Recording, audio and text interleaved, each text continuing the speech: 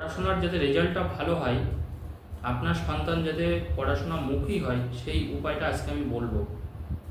কারণ এখনকার দিনে দেখুন আমাদের চারপাশটা হচ্ছে এত আনন্দের জিনিস আছে যে এখন কিন্তু অনেক ছেলেমেয়েরা কিন্তু আর বাধ্য থাকে না মা বাবার, তারা কিন্তু অনেকে কথা শোনে না এবং তারা এতটাই ফোনে আচ্ছন্ন হয়, সারাদিন রাত হয়তো ফোন দেখতে দিলেই হয়তো ভালো হয়। স্কুলে যাচ্ছে না বা ভালো কলেজে যাচ্ছে না বা ভালো জায়গায় ভর্তি হতে পারছে না, বা দেখা যাচ্ছে রেজাল্টও সর্বোপরি সে ভালো করতে পারছে না, এবং বাড়িতে সবসময় একটা ঝামেলার পরিবেশ তৈরি হচ্ছে এই পড়াশোনাকে নিয়ে আপনার সন্তানের। আজকে আমি একটা ছোট্ট উপায় বলে দেবো, আপনারা কাজটা করবেন, দেখবেন আপনার সন্তান কিন্তু আবার পড়াশোনার জায়গাতে ফিরবে। শুধু তাই নয়, ওর রেজাল্টও দেখবেন আগের থেকে অনেকটা ভালো হবে। দেখুন, আমি আপনাদের বলেছি এর আগেও যে যদি সবসময় মনে রাখবেন সন্তান যখনই বিপদগামী হবে তাহলে ওর হরোস্কোপটা অবশ্যই একটু দেখাবেন, ওর date of birth, time of birth, place of birth নিয়ে।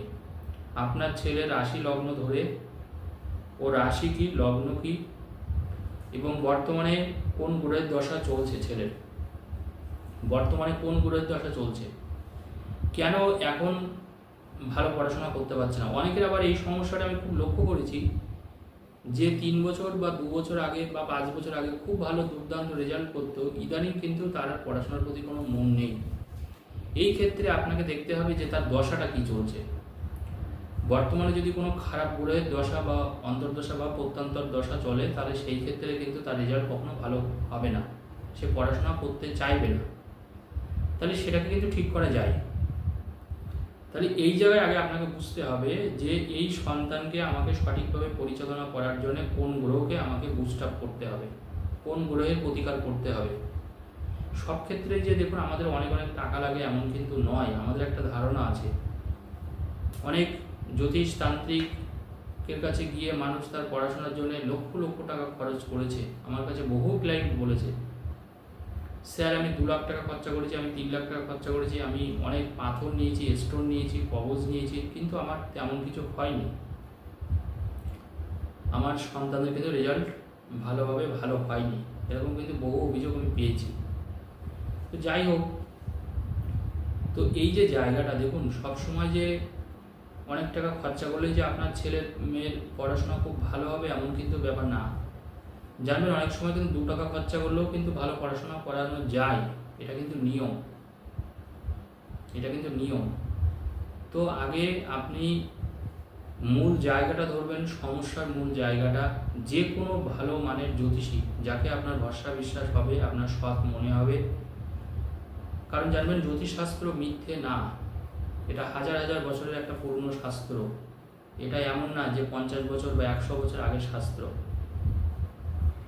জ্যোতিষশাস্ত্র নিয়ে মানুষ গবেষণা করছে, মানুষ পড়াশোনা করছে, হাজার হাজার ছেলে মেয়ে শিখছে, লক্ষ লক্ষ ছেলে মেয়ে এখনও স্টাডি করছে। আমরা এখনও জ্যোতিষশাস্ত্র নিয়ে গবেষণা করি, তার কারণ শাস্ত্রটা কিন্তু অল্প শাস্ত্র না, জ্যোতিষশাস্ত্রকে বলা হয় সমুদ্রের মতন বিশাল। তো এই জিনিসটা আমাদের মনে রাখতে হবে, এটা কিন্তু মিথ্যে বা বুজরুগি নয়।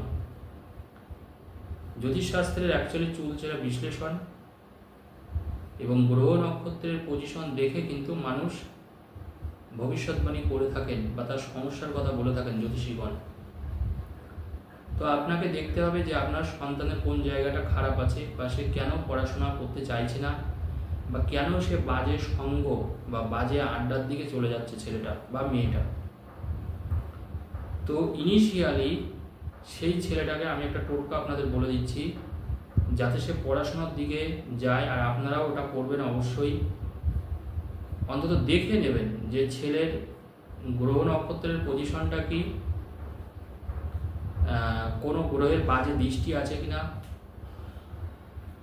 তার 4th হাউজে বা 5th হাউজে কোনো দৃষ্টি আছে কিনা, বা আপনার বাস্তুদোষের কোনো সমস্যার জন্য ছেলে এরকম করছে কিনা। অনেকের দেখুন বাস্তুদোষও কিন্তু সাথে থাকে, এটা মাথায় রাখবেন। কিন্তু এখন অনেক মানুষ দেখি আমাদের কাছে আসে, বলে যে শাস্ত্রীজি এখন বাস্তু দোষের কথা মানুষ এখন অনেকটা জেনে গেছে।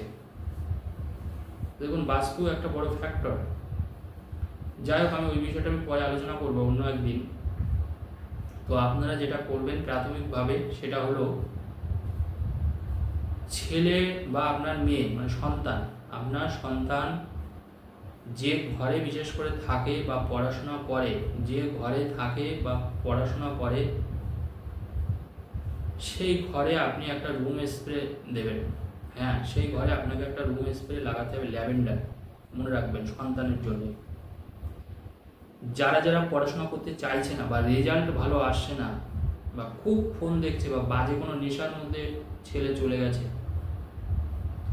ছেলে কোনো কথাই আপনার শোনে না, তাহলে সেই ঘরে আপনাকে একটা রুম স্প্রে লাগাতে হবে, ল্যাভেন্ডার, 1 নম্বর। 2 নম্বর শর্ত হচ্ছে ছেলে বা মেয়ে অর্থাৎ সন্তান যে ঘরে পড়াশোনা করে বা স্টাডি রুম তার, যে ঘরে এমনকি সে থাকে, সেই ঘরে আপনি একটা লাফিং বুদ্ধ, দেখবেন ছবি পাওয়া যায় বা মূর্তি পাওয়া যায়, লাফিং বুদ্ধ, ওই লাফিং বুদ্ধের একটা ছবি আপনি আনবেন এবং সেই ঘরে আপনি প্রতিষ্ঠা করবেন, উত্তর দিকে প্রতিষ্ঠা করবেন, উত্তর দিকে অথবা উত্তর পূর্ব দিকে বা পূর্ব দিকে, যে কোনো একটা দিকে করলেই হবে, হয় পূর্ব দিকে রাখবেন বা উত্তর পূর্ব দিকে বা উত্তর দিকে, লাফিং বুদ্ধ সেই ঘরে রাখবেন। তাহলে 2টো জিনিস আপনাদের বলে দিলাম। 3 নম্বর, যে ঘরে সন্তান স্টাডি করছে বা পড়াশোনা করছে, সেই ঘরে আপনি স্নান করার পরে প্রতিদিন নিয়ম করে আপনি কয়েক ফোঁটা গঙ্গার জল ছিটাবেন। তাহলে যে ঘরে সন্তান থাকছে বা পড়াশোনা করছে, সেই ঘরে আপনি স্নান করার পরে গঙ্গার জল বাড়িতে রেখে দেবেন, সেখানে কয়েক ফোঁটা গঙ্গার জল চারিদিকে, রুমটার যে রুমে থাকবে সেই রুমের চারিদিকে বা রুমটার ভিতরে আপনি অবশ্যই গঙ্গার জল ছিটাবেন। তারপরে আপনার একটা কাজ আছে, সেটা হলো যে ঘরে ও পড়াশোনা করছে সেই ঘরে আপনি 2টো ময়ূরের পাখনা আনবেন দশকর্মা দোকান থেকে। ময়ূরের পাখনায় আনার পরে ওই 2টো ময়ূরের পাখনা আপনি দেয়ালে কিন্তু টানিয়ে দেবেন, দেয়ালে, যাতে করে আপনার সন্তান কিন্তু ওই ময়ূরের পাখনাটা দেখতে পায়। মানে মনে করুন ও পূর্ব দিকে মুখ করে হয়তো পড়াশোনা করছে বা উত্তর দিকে মুখ করে আপনার সন্তান পড়াশোনা করছে বা দক্ষিণ দিকে মুখ করে পড়াশোনা করছে, যেদিকেই মোট কথা মুখ করে পড়ুক, ওর মুখটা যেদিকে থাকবে সেই দিকটা আপনি ওই 2টো ময়ূরের পাখনা ঝুলিয়ে রাখবেন বা দেয়ালের সাথে টানিয়ে রাখলেও কোনো অসুবিধা নেই। মানে ও যাতে মোট কথা দেখতে পায় ওটা, এটা কিন্তু মাথায় রাখতে হবে আপনাকে, ওর দেখতে পেলেই হলো। যে স্কুল ব্যাগটা বা যে কলেজ ব্যাগটা আপনার সন্তান নিয়ে যায় পড়াশোনার কাজে, একটা তো ব্যাগ থাকে নিশ্চয়ই, যে পড়াশোনা করে বিশেষ করে দেখবেন একটা ব্যাগ থাকে, সেই ব্যাগের মধ্যে আপনি 2টো রুদ্রাক্ষ রেখে দেবেন। স্কুল ব্যাগের মধ্যে যেখানে বিশেষ করে কলম টলম থাকে, একটা কাগজে মুড়ে 2টো রুদ্রাক্ষ আপনি রেখে দেবেন। যদি বলেন কমুখী রুদ্রাক্ষ, একমুখী রুদ্রাক্ষ হলে তো খুবই ভালো হয়, কিন্তু একমুখী রুদ্রাক্ষ সাধারণত পাওয়া যায় না, কম পাওয়া যায়। আপনারা চেষ্টা করলে অবশ্য পাবেন। সাধারণত আপনারা 5মুখী বা 6মুখী পাবেন। আপনারা চেষ্টা করবেন 2টো 5মুখী রুদ্রাক্ষ রাখবেন। 5মুখী রুদ্রাক্ষ দেখবেন দশকর্মা দোকানে কিনতে পাওয়া যায়।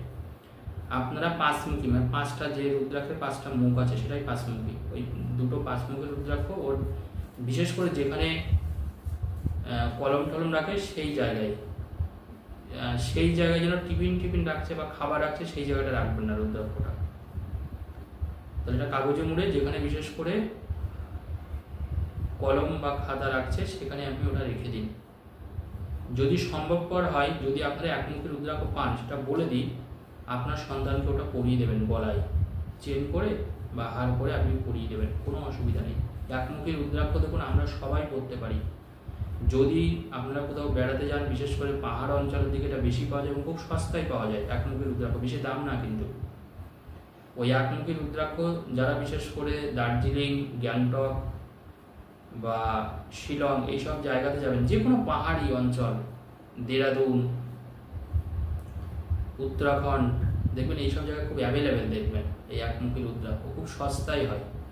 যদি আপনারা কখনো ঘুরতে যান, আপনারা একমুখী রুদ্রাক্ষ আপনার সন্তানকে পড়াবেন, পারলে আপনারাও করতে পারেন। একমুখী রুদ্রাক্ষ জানবেন আমাদের পক্ষে অত্যন্ত ভালো সবার জন্যে। যদি পারেন একমুখী রুদ্রাক্ষ আপনার সন্তানকে পড়াতে পারেন। যে কটা টিপস আমি বললাম আপনারা এই কটা মেনে চলুন, আপাতত এইগুলো মেনে চলুন, দেখুন আপনার সন্তানের পরিবর্তন আসে কি আসে না। তারপরে দরকার হলে আমাকে একটু ফোন করে জানাবেন। ধন্যবাদ।